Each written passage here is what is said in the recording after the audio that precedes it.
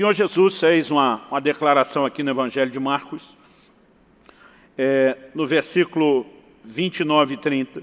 Em verdade lhes digo que não há ninguém que tenha deixado casa, irmãos, irmãs, pai, mãe, filhos ou campos, por minha causa e por causa do Evangelho, que não receba já no presente 100 vezes mais casa, irmãos, irmãs, filhos, campos, com perseguições. E no mundo por vir receberá a vida eterna. Então, antes de falar do por vir, vamos falar do tempo presente aqui. Em primeiro lugar, eu quero destacar que Jesus anuncia um ganho. Ele fala de recebemos até 100 vezes mais aquilo que abrimos mão, mas ele ainda usa a expressão com perseguições. Então, a primeira coisa que eu acredito que nós precisamos entender é que Jesus não está falando de ganho, né? Por exemplo, quando ele diz que se você abrisse mão de uma família ia receber 100 vezes mais, ele não está falando mero e simplesmente que agora você vai habitar numa casa com 100 pais, com 100 mães, né? O que ele está falando é que você abriria mão de uma família menor para ser parte de uma família muito maior. Se por um lado, talvez, o posicionamento pelo Evangelho, e se você entender o contexto das conversões no judaísmo, você vai perceber que não era compatível, né, simplesmente uma coisa com a outra. Normalmente um familiar que não havia se convertido a Cristo, não aceitava e não tolerava a conversão do outro.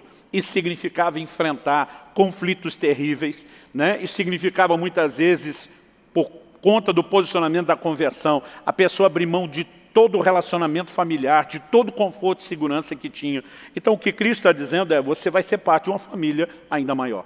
Quando ele está dizendo que se abrisse mão de uma casa, ia ter 100 vezes mais, ele não está falando, né, que a pessoa renunciou à posse de um imóvel e agora se tornaria um baita empreendedor do ramo imobiliário, ganhando 100 vezes mais propriedades. O que Jesus está dizendo, se você perdeu a casa onde morava, porque não será mais acolhido lá, ele está dizendo que você não vai ficar desamparado. Essa grande família da fé vai te proporcionar muitas casas para te acolher. Quem está entendendo, diga amém. Ele está dizendo, você vai ser honrado. Não significa que o conforto que você tinha não seja necessariamente comprometido. E no meio disso tudo, perseguição. Dentro da própria casa, onde você vai sair, quando transita de uma casa, né, para outra, onde vão te acolher com perseguições. Então, crentes que não entendem e nem se preparam para um evangelho, onde nós vamos enfrentar dificuldades por um posicionamento de fé, eles não vão sobreviver. Como a moçada gosta de dizer hoje em dia, tem muito crente Nutella em vez de raiz. Crente raiz é que ele sabe que tem que aguentar o tranco, o compromisso com Cristo tem que sobreviver a tudo. Né? Crente Nutella é aquele, não gostei do jeito que está acontecendo, age tipo a mulher de Jó, amaldiçoa Deus, vira as costas para ele, larga ele, desiste dele. Olha o que Jesus diz na parábola do semeador, em Mateus 13, verso 20 e 21, explicando aquele que foi semeado em solo rochoso, aquele tipo de semente. E diz o que foi semeado em solo rochoso, esse é o que ouve a palavra e logo a recebe com alegria. Mas ele não tem raiz em si mesmo, sendo de pouca duração. Quando chega a angústia ou a perseguição por causa da palavra, logo se escandaliza. Que Jesus literalmente está falando do crente raiz, né? E tem o que não tem a raiz.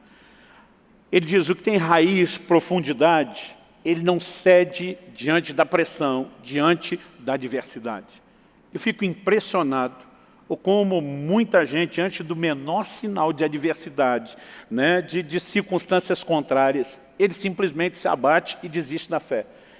Porque talvez a cabeça dele foi programada a entender que se ele não está vivendo ganho, ele não está vivendo o evangelho não está funcionando. Porque nunca anunciaram para ele que mesmo num contexto de ganhos e recompensas de Deus, nós vamos viver um evangelho que muitas vezes envolve perdas, renúncias. E sem esse entendimento, acredito que ninguém vai sobreviver. Se olhamos para o evangelho que era pregado desde o início, tratava-se de um evangelho onde vai dar tudo certo, entre aspas? Não. Vamos ver algumas coisas que Jesus falou? Em Mateus 10, 34 a 36, de 34 a 36, ele diz, não pensem que eu vim trazer paz à terra. Não vim trazer paz, mas espada. Pois vim causar divisão entre o homem e seu pai, entre a filha e sua mãe, entre a nora e a sua sogra. Alguém diz nesse último caso, Jesus nem precisava ajudar. Poderia acontecer sozinho. Mas ele diz assim, os inimigos de uma pessoa serão os da sua própria casa. Outro dia alguém me falou, pastor, isso não é contraditório? Jesus diz que é o príncipe da paz, ele diz, a minha paz vos dou, agora ele está dizendo, eu não vim trazer paz. Ele não está se contradizendo, não. Jesus está falando de paz distintas. Quando a Bíblia chama de príncipe da paz e quando ele diz, minha paz vos dou, ele está falando de uma paz interior. Quando ele diz, eu não vim trazer paz, mas espada, ele está falando de paz circunstancial. Em outras palavras, ele está dizendo, não espere que por ser meu discípulo vai ficar tudo tranquilo à sua volta. Agora, apesar do pau estar quebrando lá de fora, Jesus diz, no mundo tereis aflições, mas tende bom ânimo. Em outras palavras, ele está dizendo, você pode viver a paz interior num contexto de falta de paz exterior, circunstancial. Não há nenhuma garantia de que a gente, porque abraçou o Evangelho, não teria nenhum tipo de problema familiar. Vamos mexer no outro assunto que o crente não gosta, perdas financeiras. A gente criou um mito e uma fantasia, sou dizimista, não vou ter nenhum tipo de problema. Já vi isso virar até piada. Um dia um pastor amigo nosso está conversando com outro pastor amigo e falou, rapaz, estava pensando em baixar lá na sua casa esses dias almoçar, e ele falou, esse mês não, porque nós já demos dízimo, o devorador não entra. Tipo, né, você e aqueles seus filhos adolescentes são uma draga de comida, não vão entrar lá.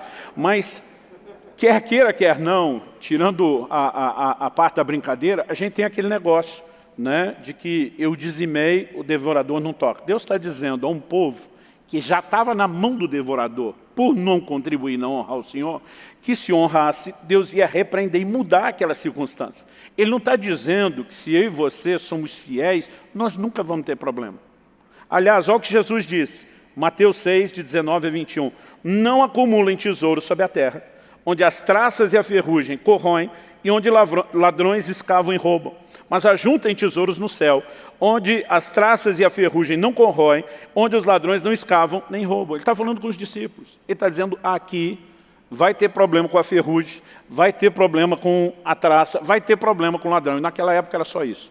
Hoje a gente tem instabilidade financeira, né? Tem perda no câmbio, tem perda de investimento na bolsa, né? A gente tem... os ladrões aqui não tem mais só roubo à mão armada, tem todo tipo de golpe, né? Nós precisamos entender que Jesus em nenhum momento está dizendo, ó, como vocês são meus discípulos, agora vocês são intocáveis. Ele está dizendo, o ladrão pode roubar você como rouba o ímpio, com a diferença que no seu caso, talvez ele te lembre que não vale a pena priorizar só o que é terreno, vale a pena você lembrar daquilo que eu estou falando, que o melhor lugar para se entesourar é nos céus. Embora a gente não vá ao extremo de dizer que o crente não possa ser abençoado, e eu creio que podemos, não estou aqui negando, né, bênçãos e intervenções de Deus, mas nós não podemos programar nossa cabeça para uma expectativa fantasiosa a respeito de um evangelho onde nada disso acontece.